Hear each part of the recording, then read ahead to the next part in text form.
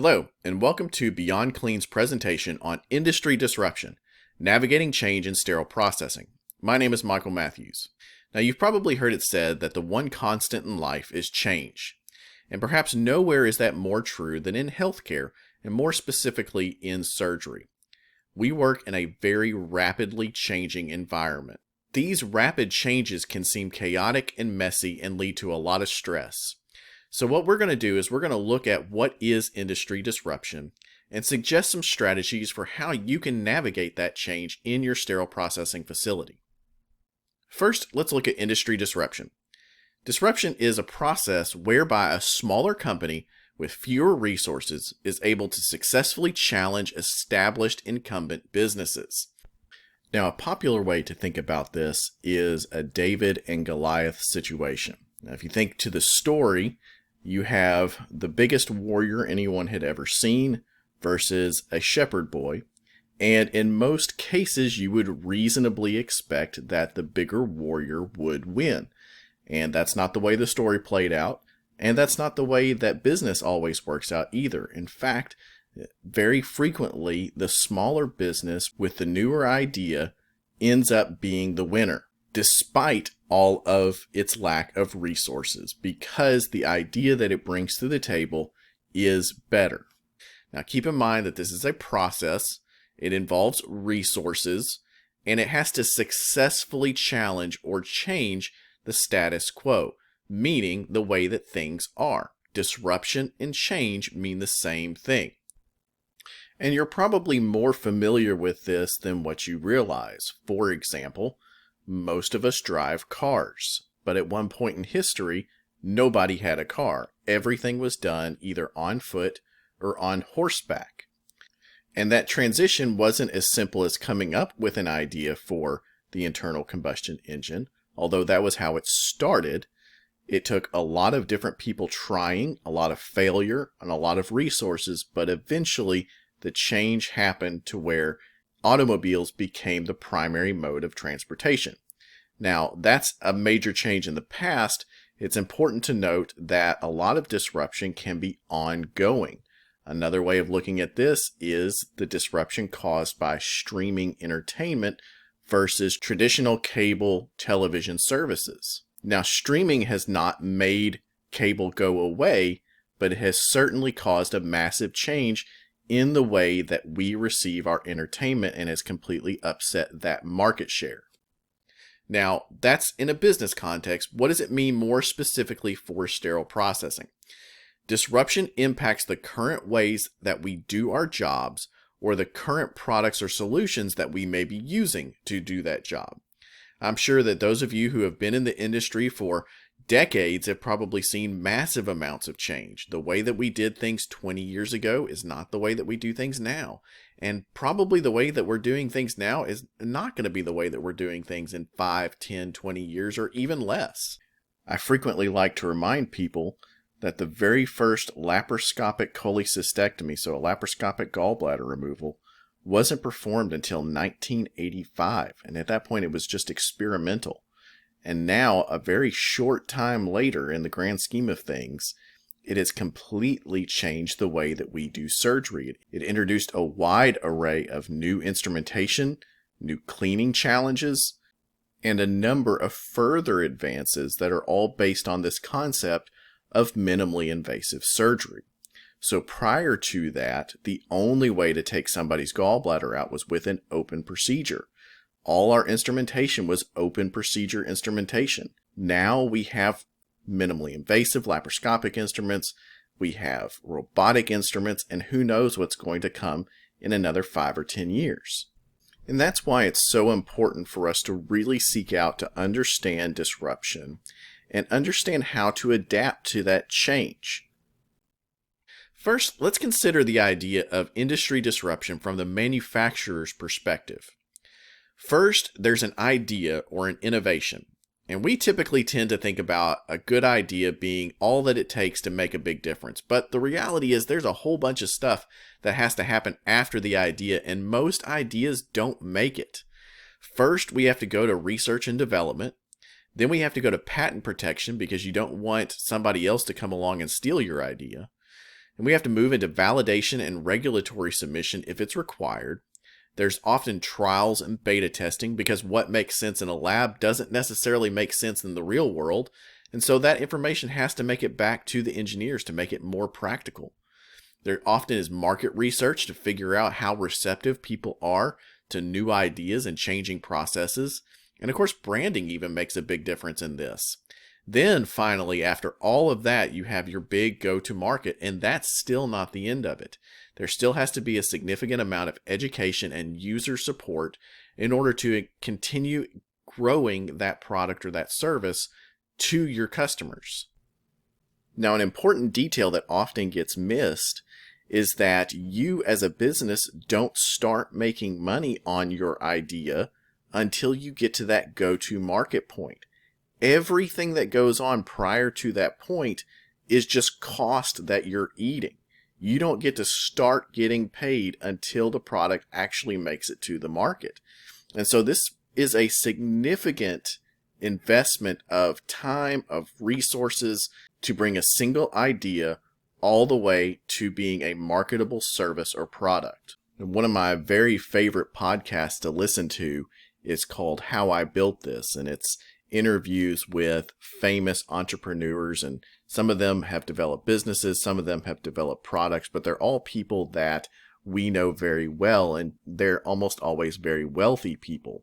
But what's interesting is that as you listen to them tell the story of building what became their business or their product, how many of them were up to their eyeballs in debt. Some of them were bankrupt. Some of them have been bankrupt multiple times, all up until that point where finally that big idea finally made it to the market and started making money.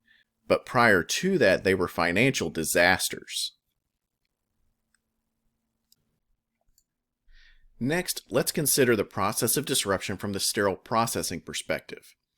First, you have to become aware of a problem, or you can become aware of a product that solves a pain point that you're already dealing with. Now, this is why continuing education and networking are so important for growth in sterile processing. It's very frequently said, you don't know what you don't know. How do you know that something is a problem if you aren't interacting regularly with new education, which draws your attention and increases your ability to identify and deal with problems? And then, of course, you need to know what's going on in the market. You need to know where the new products are being developed. You need to know what's coming to market. Then there will need to be some research and evaluation done to determine if that product or solution will adequately address the problem that they're having. And this highlights the need and the value for cross-functional teams so that you can get everybody's input who's going to be affected by a specific solution or product in order to determine what really will fit best. Now, this often requires a broader understanding on SPD workflow or quality and how it impacts the end user. And this is a common experience for SPD leadership, that much of the process of adopting a new practice or purchasing a new product involves educating other decision makers on why they need that product in the first place. Next, we will have to decide which product or which process to adopt, which one fits best. Keep in mind that very frequently the person who has the final decision-making authority may not even be that familiar with sterile processing at all. Think of somebody like a supply chain vice president or a chief operating officer. They may not be familiar with SPD workflows, but it's up to the SPD leadership to go and convince them that this particular solution is necessary. And so this almost requires SPD to become internal salesmen for a new product. Now, once we make that decision, this is going to require a change for those end users. And so training and competency becomes a big part of whether or not this is adopted properly. And this can be one of the most challenging areas for leadership, trying to enact change for frontline users. Typically speaking, the more dramatic the change, the more dramatic the pushback will become. So again, this puts SPD leadership in the place of being an internal salesman again. First, you had to convince the decision maker to adopt the new process, the new product. Now you have to convince the front end users to use the new process or the new product. Now, for the new process or the new product to become the new normal, it's going to require a lot of experience for those frontline users with that new product or process. And it very frequently will require policy and procedure updates. And there has to be a feedback loop from those end users to make sure that everything is flowing smoothly. If there's no feedback loop, that will lead to frontline users getting frustrated, feeling like their opinions don't matter, and it can even hinder the new product or process itself, because there's almost always going to be some rough edges that need to be smoothed out with some adjustments. Another key aspect of feedback is don't forget to offer feedback to that original decision maker. Remember that vice president of supply chain or that COO whom you had to advocate the change to get that final decision. It's very important to take those successes that you've achieved and report them back to that decision maker so that they can see how that change positively affected the functionality of the hospital. Now again, I want to emphasize that that decision maker may not be familiar with the day-to-day functioning of sterile processing, so it's very helpful to put those successes into terms that they really identify with. And generally speaking, the most effective method to do this is with objective key performance indicators. So those numbers that really tell us how well something is working. This could be something like a productivity number, for example. It could be something about the time required to turn over a single instrument set, or it could have to do with the cost of turning over a single instrument set. Whatever that number is, document the success that you've had and report that back to that decision maker so that they know that the decision was the right one. When you close that piece of the feedback loop, it's going to increase the probability that the next time you bring a new product or a new process to them, they're going to be much more likely to say yes, because they know that the last time they said yes, it led to something positive. Another important angle that we have to look at this from is the regulatory and accreditation side. First, they have to become aware of a new product or process. They will have to do their own research and evaluation, and they depend on feedback from the field and from their surveys. Keep in mind that groups like the Joint Commission, for example, aren't just out there evaluating what you're specifically doing, but they're also reporting back to their centralized offices to evaluate new things that they're hearing and seeing in the field.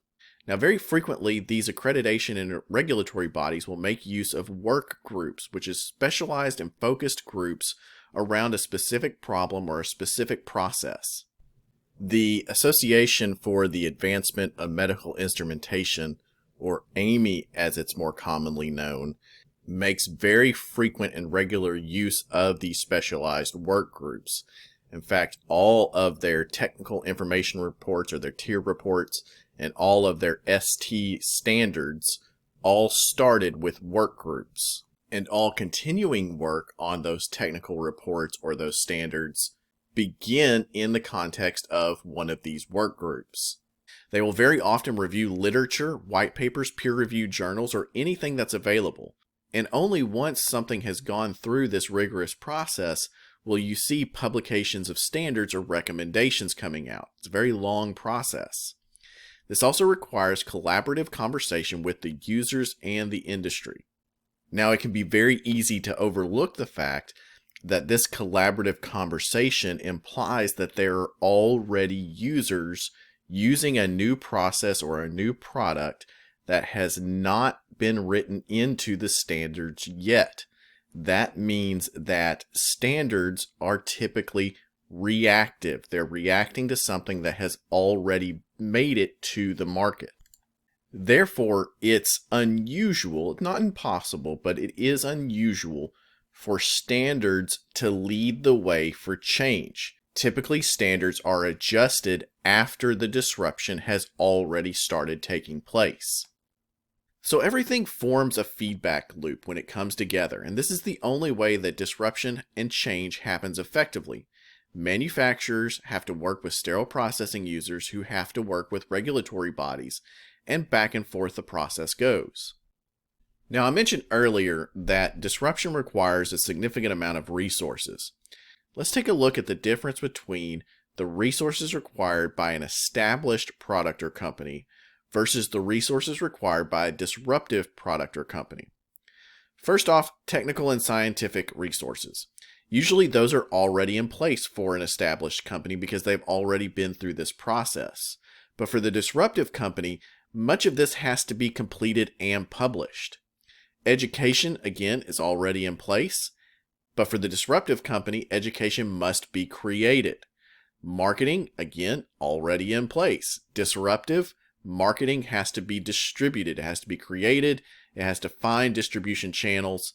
The regulatory process that we mentioned earlier has already gone through its rigorous paces, but for the disruptive company, the regulatory piece must still be approved. The standards have to be updated if that's part of the requirements. And of course, market share. An established company already has its market share, whereas a disruptive company has to earn its way in. Those limited disruptive resources can have an impact on sterile processing users. First off, that early product and technology information can be very limited. Now, this lack of product and technology information can make it very difficult for sterile processing users to adequately evaluate the new product or process. And again, think back to what I said earlier, how the decision maker, the key decision maker, may not actually be that familiar with sterile processing. So it's up to that sterile processing leader to advocate for it. But without good product information, it makes that advocacy that much more difficult. There's often misunderstandings and misconceptions that are in place. The lack of a social media or web presence can add to those misunderstandings and misconceptions. Often there's a lack of presence at trade shows or seminars. If you've ever been to a trade show, you know that some of those booths are really huge, and those are the ones that typically you notice first, but those cost a lot of money. And so it's very difficult for disruptors with limited resources to make an impression on that scale. And of course, seminars are very expensive to put on as well. There's also limited word-of-mouth testimonials. And we know that word of mouth tends to be the most powerful marketing tool there is. But if a product or service is new, there's usually very few early customers, and that leads to less of the word-of-mouth testimonials. There's also lack of references or confusing references to current industry guidelines because the guidelines are often very slow to catch up to innovation. Now, this can lead to a number of misconceptions, and we need to address these. Limited product and technology information does not mean that no information exists. Misunderstandings and misconceptions does not mean that the science is not clear. A lack of social media or web presence does not mean that the company is not reputable. A lack of presence at trade shows or seminars does not mean that the product is not on the market. Limited word-of-mouth testimonials does not mean that nobody's using it. And lack of reference in industry guidelines does not necessarily mean that it's not in line with best practice. Now, this may seem obvious in some sense, but anybody who's been through this process knows how frequently decisions are made and processes or products are rejected based on these assumptions. Now, by this point, I'm sure you're thinking, with all these challenges that disruptors face, it's amazing that anything ever actually changes. And in some sense, it is very amazing. So let's take a moment then to look at some successful challenges to the status quo by industry disruptors. Now, keep in mind that the status quo is not always a bad thing. The way things are now were at one time the disruption, and that change was made for a good reason. We should never accept change for change's sake, and just because something is new does not necessarily mean that it's better. So what makes a successful challenge to the status quo? A successful challenge to the status quo would require sterile processing departments to adopt a new technology or product. It's going to require regulatory and accreditation organizations to acknowledge and not reject the change. And it's going to require market share being gained and maintained by the disruptor. And it will require all three of these. Change is not achieved if no end users in sterile processing are actually using the change. Change can't be achieved if regulatory and accreditation organizations look at the data and look at the science and say this is not acceptable. And if a company disappears because it goes out of business because no one bought their product, then that change can't be maintained. Successful change to the status quo in a sterile processing department is going to require a thorough understanding of the new product and technology from all stakeholders and surgical customers. It's going to require buy-in from key decision makers and administrative support for the changes. I'm sure it comes as no surprise that simply telling end users to trust you, this is going to make things better, typically is not an effective strategy for getting that buy-in from those decision makers. Again, this requires you to really become the internal advocate and educator for why a change is necessary and why the solution that you're proposing is the right choice. And it's critical that administrators be as convinced of that as you, the advocate, are. Because without their support, someone is simply going to go above you and complain enough to get it changed. You have to anticipate that resistance and make sure that administrators are fully supportive of the changes that you are trying to make. Now, another good tool for helping to mitigate that initial resistance to change from the frontline users is adequate pre-implementation training and competency documentation. Again, this comes back to being an educator, that you have to really effectively train those users on why the change needs to take place and why this is going to be an effective solution for that pain point. And additionally, you'll want to make sure that they are adequately using the new process or product, because if they are using it incorrectly, it will not sufficiently solve the problem. And it can lead to further headaches for them, which is going to further increase their resistance to the change. And it's going to require updates to pertinent policies and procedures. We always want to keep in mind the needs of the super users, the people who are going to be using the product on the front end. And this is one of the most overlooked aspects of not just change management, but also leadership in general, that you have to be able to put yourself in the shoes of somebody else. Another word for that is empathy. Can you adequately empathize with the needs, the stresses, the challenges of those super users, the people who are going to be most affected by the change that you are implementing? If you can effectively do that, it will help you better understand how to implement that change in a way that helps them. Now, it might be helpful to consider a couple of case studies for sterile processing disruption. First off, let's consider a disruption to sterilization parameters. Let's say a new or different sterilization parameter is introduced along with a new product.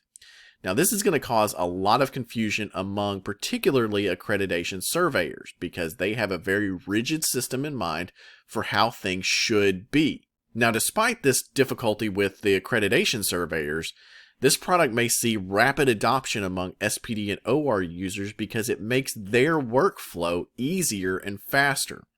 And because of that rapid adoption, it's going to lead to inconsistent policy and procedure updates. So how does this disruption become successful? It has to be not only from the disruptive product itself, but also from ongoing education, both for the users and for the accreditation surveyors as well. Another example might involve a containment device. For example, a new multi-trace sterilization device that's introduced as a means for bulk sterilization. This causes quite a bit of workflow change in SPD and the OR and requires a lot of training for both users in the SPD and the OR, and it may even require some modifications to the sterilizer. It will also have storage implications for the SPD and the OR. So again, to be successful, this disruption is going to require a lot of process changes. A third and final case study we want to consider is a new quality testing protocol for scopes. New products for testing and swabbing of flexible endoscopes to measure the residual protein and bacteria become available. Now this gives endotechnicians the ability to quickly verify cleanliness. Now training will be required for testing and compliant documentation, and industry guidelines will have to be updated to recommend such testing. And those regulatory agencies will then begin to survey with the expectation that it's being done. Again, this disruption requires guidelines driving that adoption. So how should you plan for industry disruption? Disruption is a foregone conclusion. It's going to happen sooner or later. Therefore, failing to plan for it in your SPD is planning to fail. You can imagine walking into a sterile processing facility that hasn't changed anything in 10 years, what your reaction would be to that. You would probably look at that and say, these people really need to get with the times. Process of moving from the way things were to the way things will be is ongoing, and therefore we have to plan for that, or else we will fall behind. And this isn't just about trying to keep up with people for the sake of keeping up. These changes that occur in our industry occur because they are better for us, they're better for the workflow, they're better for the hospital, and most importantly, they're better for the patient. Think all the way back to what we talked about at the very beginning when I mentioned that the first lap chole procedure was done in 1985. And now that's pretty much the only way you see that done. Why is that? Well, because it's a faster recovery time, because it has a lower chance of infection. It has a lower chance of other surgical complications. It gets people back to their lives more quickly. If we fail to change, we're doing things old ways, and that can have a negative impact on patients. Imagine if you went to a surgeon when you needed your gallbladder taken out, and he said, listen, I know there's this thing called laparoscopic surgery. I just don't feel like doing it because that requires me to change. What would your response be to that? I would say, get me a different surgeon. Because if you can't keep up with positive change, you're really hurting the patient. So how can you keep up with the rapid changes that are coming through our industry? It's very important to keep tabs on innovators through social media. Social media is where the most rapid information distribution happens. You also want to network with manufacturers through workshops and brainstorming opportunities. Engineers will typically leap at the opportunity to interact with a frontline user to talk about their pain points, what their ideas are, just to get an idea of how to develop a better product. And keep in mind that guidelines and regulatory agencies often lag behind the speed of innovation. It takes years for new guidelines to be published sometimes. So let's review. What is industry disruption? It's that process when a smaller company with fewer resources is able to successfully challenge the established incumbent businesses. Despite all the different challenges that are in place for it, they are still successful because the product works. It's a process, and it can be a long process and a very difficult and messy process as well. It involves resources, oftentimes having to develop new ones, and it successfully challenges and changes the industry. So specifically to the sterile processing context, industry disruption impacts the current ways that we do our jobs or the current products or solutions that we may be using. Now keep in mind that the impact of industry disruption on your sterile processing department is up to you. And in fact, it could be you who does the disrupting with your own innovations and improvements. Some of the best and most disruptive innovations and improvements have come from frontline users. Frontline users are the ones who are most familiar with pain points. So maybe you've got an idea for different ways of doing things, or maybe a new product that fixes a problem. That's something that could change our industry and make it better for technicians, make it better for the hospital, and especially make it better for the patients. So don't be afraid to start that conversation. Start looking around in the industry. See what other people are doing to deal with the pain points. Maybe there isn't a solution out there. That might be your clue that you're onto something. And this has been Beyond Clean's presentation on industry disruption, navigating the change in sterile processing. Thank you for your time, and thank you for everything that you do every day to help make surgery safe for patients.